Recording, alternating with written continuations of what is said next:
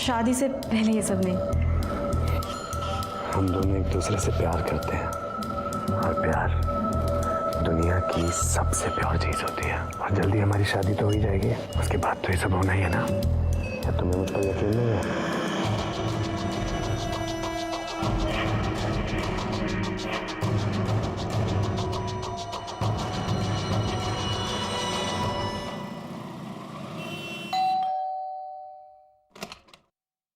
अरे तुम दोनों एक साथ कहाँ से आ रही हो? ये तो मुझे यहाँ गेट पर ही मिली। ले पानी पी और बैठ। अरे जया, आ गई तुम? आओ बैठो। बेटा तेरी शादी के लिए कुछ लड़कों के फोटोग्राफ्स आए, तू देख ले, पसंद कर ले, फिर हमें बता दे। ये देख, हमने तेरे लिए इस लड़के को पसंद किया है। लड़का बहुत अच्छा है और तेरी ही तरह सरकारी नौकरी भी करता है।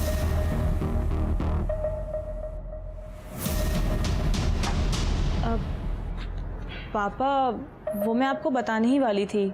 हाँ बोल ना। मैंने अपने लिए एक लड़का पसंद कर लिया है। कौन है? क्या करता है? बताऊंगी और आप लोगों से मिलवाऊंगी भी, और आप लोगों को भी वो बहुत पसंद आएगा।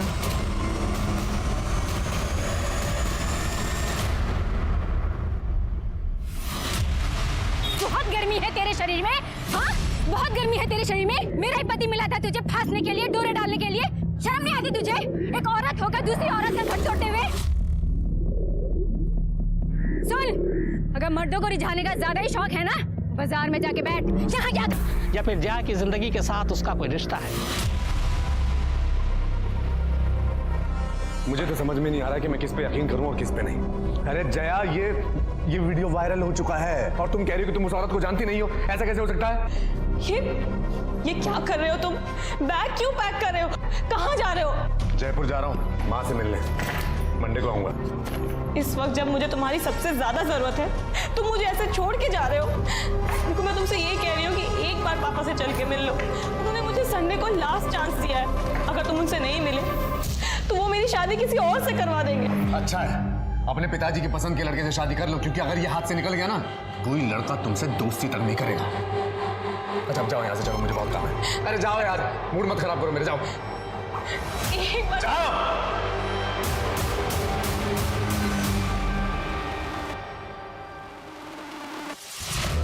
ये देखिए, ये आदमी किस बेरहमी से इस औरत को पीट रहा है। ये सीसीटीवी फुटेज जो आजकल चारों तरफ वायरल हो रहा है, इसे देखकर साफ अंदाजा लगाया जा सकता है कि औरतें आजकल खुद अपने घरों में कितनी महफूज हैं। इस शख्स के चेहरे को गौर से देखिए, इस पे हैवानियत और दरिंदगी साफ नजर आ रही है। हैरानी की बात ये है कि आदमी इस औरत का पति है। अब कोई कैसे यकीन करेगा कि उसने इसके साथ 7 फेरे लिए। तेरा बॉस है ना ये सुरक्षा और प्रवीण आहूजा, देने की देख कितनी बेरहमी से मार रहा है अपनी बीवी को। आपको याद होगा कुछ दिन पहले ही ये वीडियो वायरल हुआ था, जिसमें शालिनी आहूजा इस लड़की को पीट रही थी और कह रही थी कि उसने इसके पति को चुराने की कोशिश की है। मतलब शालिनी को प्रवीण और उस लड़की के अफेयर का पता चल गया और उसने इसी गुस्से में जयपुर से दिल्ली आकर उस लड़की को मारा और वीडियो वायरल हो गया।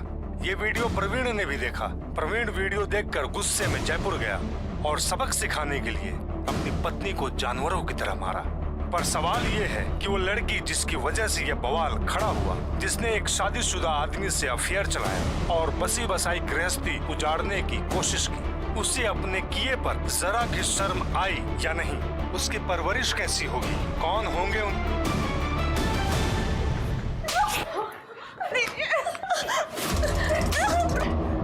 देख लिया, कितनी बार मैंने आपको समझाया था चीजों को संभाल लो, उस पर लगाम लगाओ, पर नहीं, हमारी लाडली बेटी है, अब भुगतो इसको। बड़ी तड़ी में रहती थी कि पूरी दुनिया में बस एक यही औरत हो जो नौकरी कर रही है। अब मैं अपने मायके में क्या मुंह दिखाऊंगी?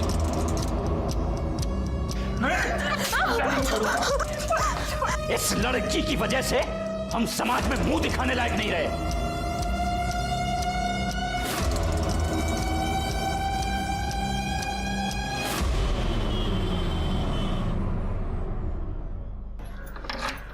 और जब मैंने उसे तेरे बारे में बताया तो उसने कहा तुझे जब तक यहाँ रहना ना तू रह सकती है। तो एक फुल्ली फर्निश्ड फ्लैट है तो तुझे कुछ खरीदने की जरूरत नहीं है। बैठ। देख तू इतना मत सोच, अब जो होना था वो हो गया। और जय मेरी बात याद रख कि सारे लोग प्रवीण जैसे नहीं होते। तू भी भूल जा उस कमीने को और लाइफ में मूव ऑन कर, एंजॉय कर।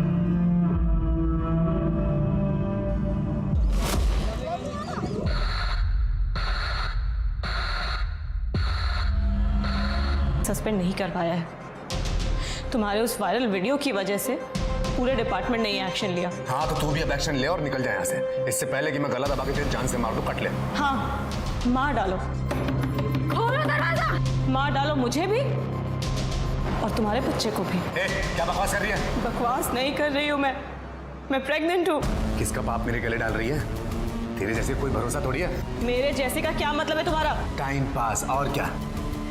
जिससे 2 बार हंस के बात क्या कर लो, गले पड़ जाती है, जैसे तुम मेरे गले पड़ रही है। देख शराफत से बोल रहा हूँ, निकल जाए यहाँ से, दोबारा इधर दिखियो मत, ठीक है? वरना जान से मार दूंगा तुझे मैं। अरे चल ना, चल।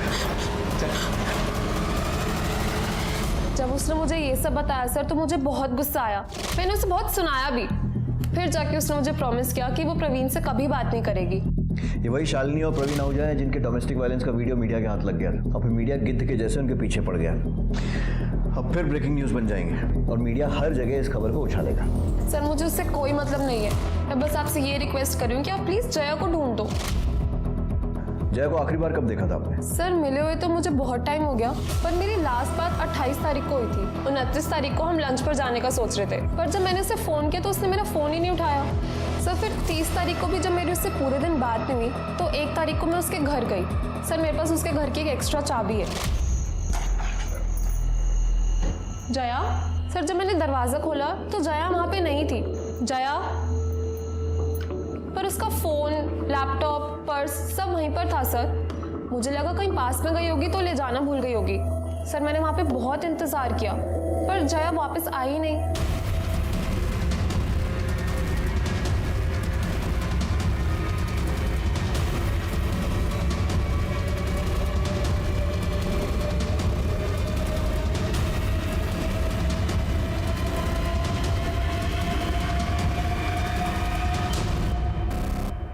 राजीव सर, फोर्स एंट्री या फिर स्ट्रगल का तो कोई निशान नहीं दिख रहा। देखो अच्छे से, कुछ और मिलता है।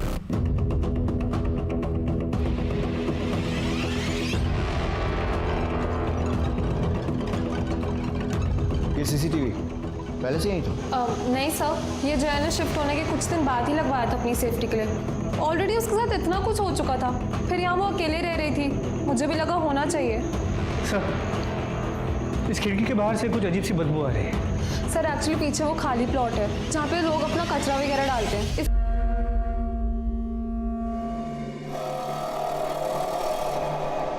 इंस्पेक्टर साहब, हर माँ बाप की तरह हमने थोड़ी सख्ती की थी उसके साथ, पर ये तो सब उसकी भलाई के ही लिए था ना। कितनी बार समझाया था उसे पर नहीं मानी। घूम रही थी उस कमीने शादीशुदा इंसान के पीछे। उस कमीने ने इसकी जिंदगी बर्बाद तो कर ही दी थी, अब जान भी चली गई। आपका कहने का मतलब है कि जया की मौत में प्रवीण आहूजा का हाथ है? सिर्फ हाथ नहीं है सर, उसी ने मारा है इसे। रोज घर वालों से लड़के उसके लिए टिफिन लेके जाती थी, खाना खिलाती थी उसे। देखिए अब क्या कर दिया। सांप को दूध पिलाया, सांप ने डस लिया। आप लोगों को पता था कि जया प्रेग्नेंट है?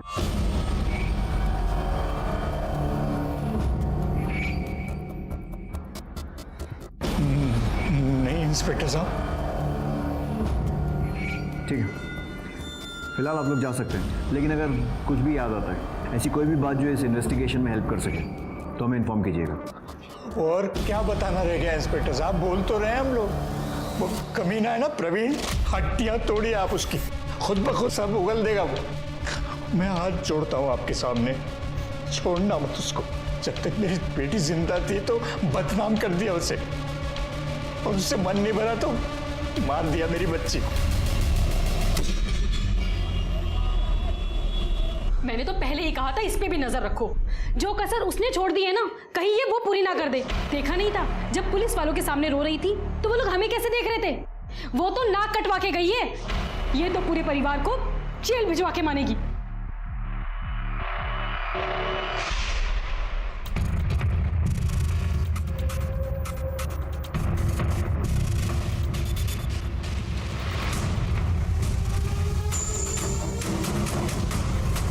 ये वही शालिनी आहूजा है ना, प्रवीण की पत्नी?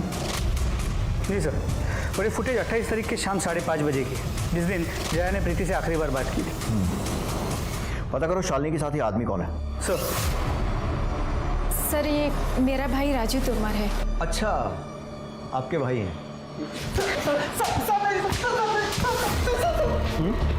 तू ये वो बाहुबली जिसे प्रेग्नेंट लड़कियों पर अपनी मर्दानगी दिखाने में बड़ा मजा आता है? नहीं सर। अपने जीजा को दिखाई थी ये ताकत जो एक लड़की को प्रेग्नेंट करके भाग गया? नहीं सर, ये झूठ है। चुप! तेरा सच झूठ सब बराबर कर देंगे। अपने पति पर गुस्सा नहीं आता, वहां दिखानी थी ना ये ताकत, या फिर चुपचाप वहां मार खाती है और उस बेचारी लड़की पर जोर आजमाइश करते हो तुम सब?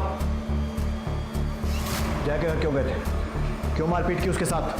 सर क्योंकि इतना सब कुछ होने के बाद भी वो प्रवीण को कांटेक्ट कर रही थी, जबकि प्रवीण उससे बात तक नहीं करना चाहते थे। इसलिए हम उसे समझाने गए थे सर उसे। मैंने फैसला तुझे क्यों आई? हाँ? समझ में नहीं आता तुझे? हाँ? छोड़ो, समझ में नहीं आता। मना किया था तुझे जेल के पान डाल से? हाँ, मना किया था ना। सुन, दोबारा आई ना, अच्छा नहीं होगा, मार डालूंगी मैं तुझे। कोई मेरी बात? इसे समझाना कहते हैं, ठीक है? दामिनी, सर इन्हें इनकी भाषा में कुछ समझाओ। सर नहीं। बस आया समझ में? और अब तेरी समझने की बात। बहुत मजा आता है ना तुझे लड़कियों के कपड़े फाड़ने में, विकास। जैसे इसने जया के कपड़े फाड़े थे ना, एक एक कपड़ा फाड़ा इसने। नहीं सर। सर गलती हो गई सर, गलती हो गई सर। सर बहन का सोच के गुस्सा आ गया था सर। तो इसके साथ वापस आ गया था ना? फिर दोबारा कब गया था जया के घर मारने के लिए उसे? बाहर कैसे बुलाया उसे? सर मैं सिर्फ एक ही बार गया था दीदी के साथ। सर मैंने उसे नहीं मारा सर, सिर्फ मैं एक बार समझाने गया था सर। फिर से समझा रहे? सर धमकी देने गया था सर, बस उसे ये कहने गया था कि जीजा जी से दूर रहे सर। पर सर मैंने उसे नहीं मारा सर, सच में। पढ़ा लेंगे उसको, यहीं मॉलेस्टेशन का केस बनाओ। मोलेस्टेशन? सर आप ऐसा नहीं कर सकते सर। दामिनी, समझाओ इसे कैसे कर सकते हैं। Sir please sir. हाँ राजीव, कुछ और मिला? जी सर, ये देखिए सर, 28 तारीख जिस दिन शालिनी और उसका भाई जया के घर गए थे, उसी रात 11 बजे की ये फुटेज सर। यहाँ पे प्रवीण जया के साथ मारपीट करते हुए दिखाई दे रहा है।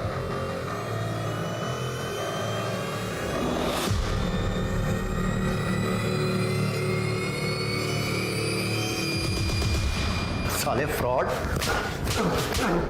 सस्पेंड होकर चैन नहीं पड़। नहीं है सर, हमने जब भी सेक्स किया हमने प्रोटेक्शन यूज किया है। पता नहीं किसका पाप मेरे गले बांध रही थी और तूने उसके पेट पर लात मार के उस पाप को मिटा दिया। अरे सर, मैंने अपना पाँव जरूर उठाया था, लेकिन लात उसके पेट पर नहीं, मैंने जमीन पर पटकी थी। मैं सच बोल रहा हूँ, आप मेरा यकीन क्यों नहीं कर रहे हैं? मैंने कुछ नहीं किया।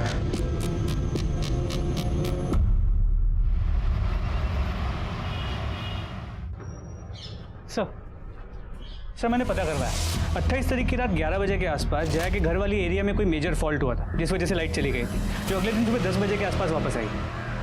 मतलब सीसीटीवी लाइट जाने के कारण बंद हुआ था। मतलब हमारे पास और कोई तरीका नहीं अब ये पता करने का कि प्रवीण के जया के पेट में लात मारने के बाद क्या हुआ, क्योंकि उसके हिसाब से तो वो अपने घर चला गया था और सुबह तक वहीं था। लाइट आने के बाद के सीसीटीवी में कुछ मिला? नहीं सर, 29 तारीख को सुबह लाइट आने के बाद से जया के घर पे कोई नहीं आया था, घर खाली था। 1 अक्टूबर की सुबह 11 बजे के आसपास प्रीति वहाँ आई थी, शायद जया को ढूंढते हुए, और उसके बाद कुछ देर बाद वहाँ से वो चली गई। मतलब जया 28 तारीख की रात को और 29 तारीख की सुबह 11 बजे के बीच में ही अपने घर से निकली थी। सर ये देखिए सर, यही फुटेज शालिनी उसके भाई और प्रवीण के आने से पहले दोपहर 3 बजे की है। सर इसमें जया के चेहरे पर मारपीट के निशान है। इसका मतलब कोई और भी है जो जया के साथ मारपीट करता था। प्रीति ने बताया था कि जया की फैमिली भी उसके साथ मिसबिहेव करती थी। कहीं ऐसा तो नहीं है कि उसके खुद के माँ बाप के घर में ये सब हुआ? जी सर, मैंने मॉर्ग में भी नोटिस तो किया था। जया की माँ ने जया का चेहरा देखने के बाद इमीडिएटली मनोज का चेहरा देखा था, एज इफ मनोज ने उसे मारा। हेलो सर, मैं मानसी पांडे बोल रही हूँ, जया पांडे की छोटी बहन। सर मुझे आपको कुछ बताना है। सर मैं पुलिस स्टेशन नहीं आ सकती। सर हम कहीं बाहर मिल सकते हैं क्या? ठीक है। बल्कि दीदी को शादी का झूठा प्रॉमिस भी किया था और वो आदमी झूठे वादे करके उन्हें बदनाम करके भाग गया। और तुम्हारी फैमिली ने क्या किया? जया को सपोर्ट किया? सपोर्ट? बाहर वालों से भी ज़्यादा जीना हराम कर दिया था उन लोगों ने। पापा हमारी फीलिंग्स कभी नहीं समझते थे, और मनोज भैया वो तो हमेशा दीदी से किल से रहते थे, क्योंकि भैया को बर्दाश्त ही नहीं था कि दीदी की सैलरी उनसे ज़्यादा है और वो घर खर्च के लिए पैसे भी नहीं देती। इसकी वजह भी पापा ही हैं, क्योंकि वो लड़कियों की कमाई खाना ही नहीं चाहते थे। और तुम्हारी माँ और भाभी? हाँ बेचारी की चलती कहाँ है। और भाभी वो तो हमेशा ही आग में घी डालने का काम करती हैं। जब दीदी का वीडियो वायरल हुआ था, पापा, भैया, भाभी, इन लोगों ने दीदी का जीना हराम कर दिया था। तरस खाम पे और नहीं झेल सकते तुझे, निकल मेरे घर से। पापा, पापा मैं कहाँ जाऊंगी? तू तो कहीं भी जा सकती है ना। तेरे जैसी चंट लड़कियों के लिए दुनिया में कोई कमी है क्या? जा ढूंढ ले फिर से कोई शादीशुदा आदमी। कोई नहीं पापा, मैं कहाँ जाऊंगी? नहीं बेटा, नहीं बेटा, और आगे से शक्ल मत दिखाना अपनी। तीनों ने मिलकर जबरदस्ती दीदी को घर से बाहर निकाल दिया। माँ उन्हें रोक नहीं पाई और फिर जब कुछ दिन पहले दीदी माँ से मिलने घर आई तो पानी देना।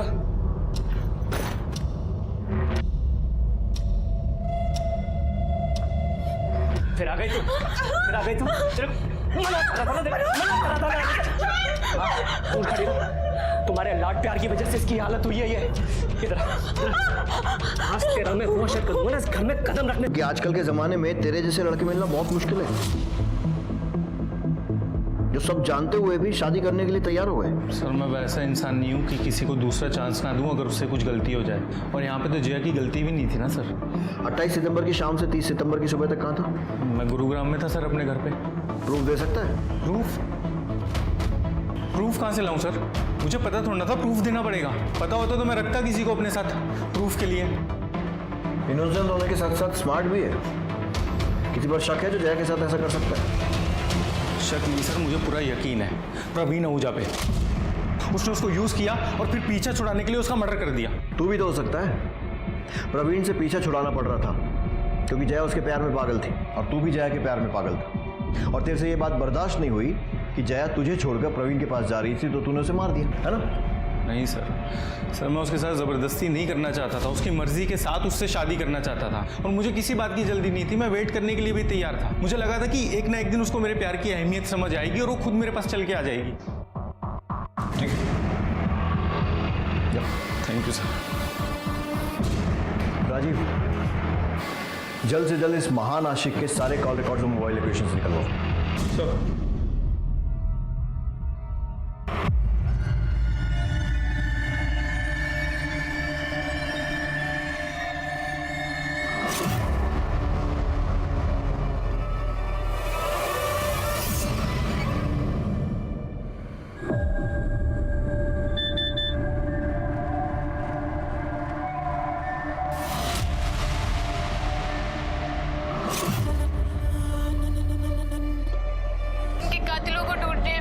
पुलिस इस मामले में छानबीन कर रही है। उनका क्या कहना है, क्या प्रोग्रेस है इस केस में? पता नहीं वो लोग कुछ कर भी रहे हैं या नहीं। 3 दिन हो गए उसकी बॉडी मिले, लेकिन पुलिस के पास बोलने के लिए कुछ भी नहीं है। अब आप लोग हमारे आखिरी सहारा है, प्लीज हमारी मदद कीजिए। मानसी का प्रॉब्लम क्या है? हर चीज़ को इतना बड़ा चढ़ा कर बोलती है। इसे यहाँ पुलिस स्टेशन में आकर हमसे बात करने में डर लग रहा था, आज सारी दुनिया के सामने दुखड़ा रोने में नहीं लग रहा है। सर ये भी तो हो सकता है कि मानसी ये पूरा नाटक हमसे कुछ छुपाने के लिए कर रही है। सर मैं कोई झूठ नहीं बोल रही, मैं बस अपनी बहन को न्याय दिलाना चाहती हूँ। हम भी वही चाहते हैं। बस एक बात समझ में नहीं आ रही कि जिस फैमिली पर तुम्हें अपनी बहन के मर्डर का शक था, अचानक उनके साथ मिलकर हम पर इल्जाम क्यों लगा रही हो? वो सर मम्मी को पता चल गया था कि मैं आपसे मिली थी। बेटा मैं जानती हूँ कि तेरे पापा और मनोज ने जया के साथ सही नहीं किया है, लेकिन ये भी तो गलत है कि तू उन्हें ही उसका कातिल समझ रही है। मैं तो बस दीदी को इंसाफ दिलवाना चाहती हूँ बस। वो तो हम सब भी चाहते हैं बेटा, तू बोल तो सही, हमें क्या करना है? हम खड़े हैं ना तेरे पीछे। और फैमिली का सपोर्ट मिला तो तुम्हें लगा क्यों ना हीरोइन बना जाए, और इसीलिए तुम मीडिया के पास पहुंच गई, जो पहले से ही तुम्हारे दरवाजे के बाहर मौजूद था। अभी जाने दे रहा हूँ, लेकिन अगली बार अपने फायदे के लिए पुलिस पर इल्जाम लगाने से पहले एक बार सोच जरूर लेना।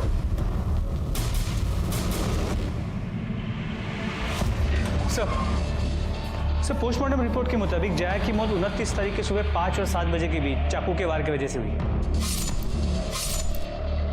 उसके पेट में जो फीटस था वो 4 महीने का था। फीटस का डीएनए प्रवीण के डीएनए के साथ मैच करने के लिए भेज दिया। सर 28 तारीख की रात आदित्य की मोबाइल के लोकेशन जया के घर के पास की दिख रही है। राजीव उठाओ इस आशिक को, इसका इनोसेंस निकालने का टाइम आ गया है। सर सर जया से मेरी एंगेजमेंट टूट चुकी थी सर। वो किसी भी तरह से परवीन से शादी करना चाहती थी। वो अपने बायोलॉजिकल फादर के साथ अपने बच्चे को बड़ा होते देखना चाहती थी सर। और फिर भी तो उसके पीछे पड़ा हुआ था। बड़ा महान प्यार था तेरा। सर मैं उससे सच्चा प्यार करता था सर। मुझे पता चला जब उसने मेरा फ़ोन उठाना बंद कर दिया, उसने मुझसे मिलना बंद कर दिया, तब मैं खुद उसके घर गया उसको समझाने के लिए, उससे बात करने के लिए। कितने बजे गया था सर? वो कितने बजे गया था? 11 साढ़े 11 बजे के आसपास गया था सर। जब गया था तो वो सोने जा रही थी तभी, और फिर लाइट चली गई तो उसका मूड बहुत ख़राब हो गया था सर। वो मुझसे बात करने के लिए तैयार नहीं थी। उसके चेहरे पे, उसके बदन पे हर जगह पे चोट के निशान थे सर। मैंने उससे रिक्वेस्ट किया कि वो मेरे साथ रेस्टोरेंट चले डिनर के लिए। तेरे ताऊ ने इतनी रात को रेस्टोरेंट खोल के रखा था तेरे लिए? सर रेस्टोरेंट नहीं है सर, वो स्नैक्स कॉर्नर की दुकान है सर। उसके घर के पास खुला रहता है वो दुकान। तुम मेरा फ़ोन क्यों नहीं उठा रही थी? आदित्य, तुम्हें ये बात समझ में नहीं आती है क्या? मैं तुमसे नहीं, मैं प्रवीण से प्यार करती हूँ। उसने तुम्हारा ये हाल किया, उसके बाद भी तुम ये बात मुझे कह रही है? हाँ, क्योंकि वो मेरे होने वाले बच्चे का बाप है। और तुमको नहीं लगता कि मैं ज़्यादा अच्छा ऑप्शन हूँ तुम्हारे इस होने वाले बच्चे के लिए? क्योंकि मैं एटलीस्ट इंसान को इंसान तो समझता हूँ, तो तुम्हारे बच्चे को तुम अपना बच्चा समझ के उससे प्यार करूँगा। मैं सच कह रहा हूँ, मैं तुमसे बहुत प्यार करता हूँ। मैं सच में, मैं कुछ भी करूँगा तुम्हारे लिए। प्लीज़ सोच क्या रही हो? मेरी बात सुन तो लो, मान लो मेरी बात। क्या जवाब दिया उसने? जवाब तो कुछ नहीं दिया सर, पर मैं खुश था सर। एटलीस्ट उसने मुझे मना नहीं किया था सर। उसके बाद मैंने उसको घर छोड़ा और मैं अपने घर चला गया। तो उसको ऐसी हालत में अकेला छोड़कर घर चला गया? तो मैं जाना नहीं चाहता था, उसने ही मुझे बोला। सर ये देखिए इसके फ़ोन में क्या मिला है।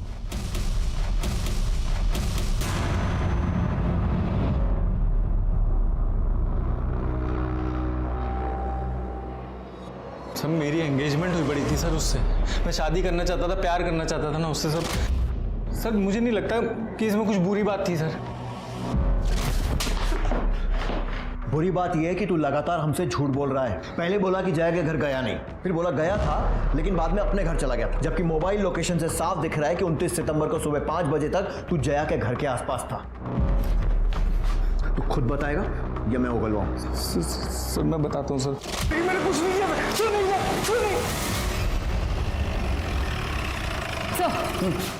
सर कुछ देर पहले मानसी पुलिस स्टेशन आई थी।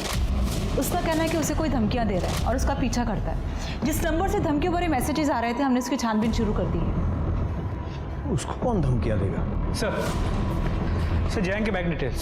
सर पिछले कुछ दिनों में उसने अपने सैलरी अकाउंट से अच्छी खासी रकम विड्रॉ की। लेकिन मानसी ने कहा था कि जया घर खर्च में पैसे नहीं देती क्योंकि उसके पिता बेटी की कमाई नहीं खाते। तो फिर क्या किया इतने पैसों का? कहाँ खर्च किए होंगे? मलिक, जया के घर के पास के डम डेटा क्या हुआ? सर इस टावर पे से हज़ारों लाइंस कनेक्टेड है, थोड़ा वक्त लगेगा। ठीक। सर मानसी को जिन अलग अलग नंबरों से धमकी के फोन आ रहे थे वो सब चोरी के, लेकिन सर उसमें से एक नंबर पीछे हो गया। उस नंबर की डिटेल्स हम लोग पता कर रहे हैं।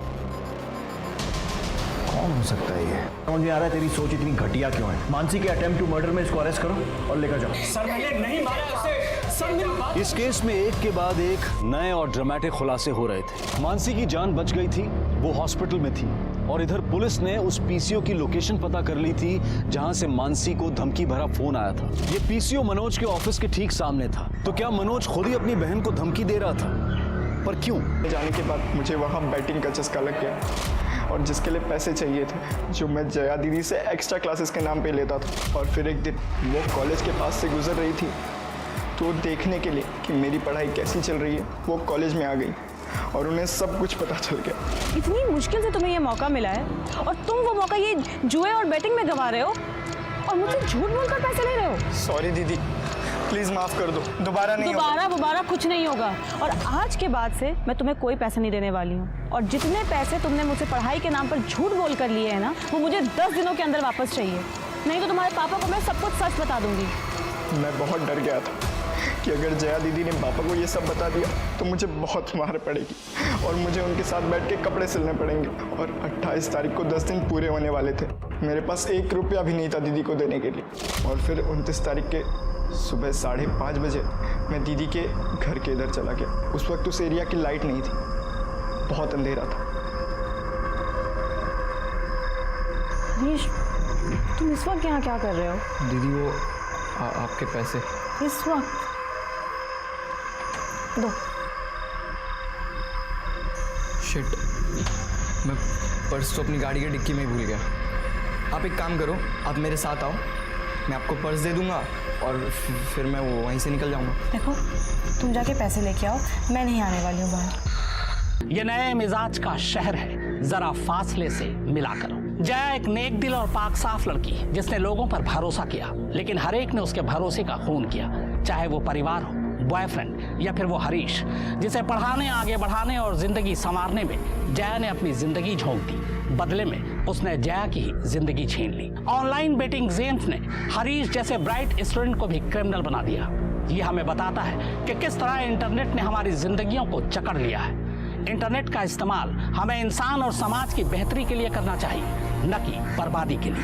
अब मैं अनूप सोनी आपसे विदा लेता हूं। फिर मुलाकात होगी क्राइम पेट्रोल सतर्क में एक और नए केस के साथ और उस पर हमारे एक्सपर्ट के विश्लेषण के साथ। तब तक अपना और अपने परिवार का ख्याल रखें, सतर्क रहें, सुरक्षित रहें और देखते रहें क्राइम पेट्रोल सतर्क।